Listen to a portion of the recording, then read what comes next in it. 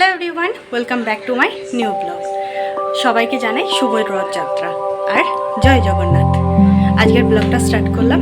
এখন যাচ্ছি আদ্বিকের স্কুলে।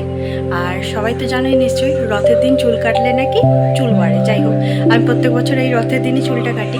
এই যে ফাইনালি অনেক চেষ্টা করেছি বাড়ানোর, কিন্তু আমাকে বাড়িয়ে ভালো লাগে না চুল।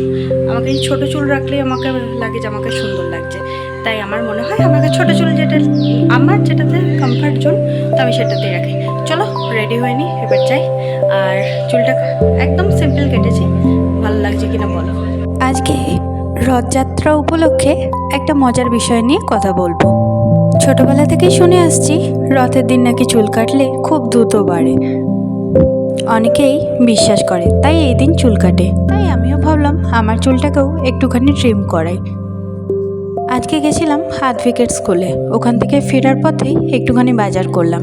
আর সত্যি বলতে বর্ধমান থেকে ফেরার পথে রাস্তায় এত রোদ খেয়েছি যে পুরো মুখে গায়ে ট্যান পড়ে গেছে। তাই একটুখানি ট্যান রিমুভাল ক্রিমটা লাগিয়ে বসেছিলাম। আজকে সেরকম কিছু ব্লগ বানাইনি, ভালো লাগছিল না। আর সত্যি বলতে বিকালবেলায় রথ দেখতেও যাওয়া হয়নি। চলো আজকের মতো এখানেই শেষ করলাম।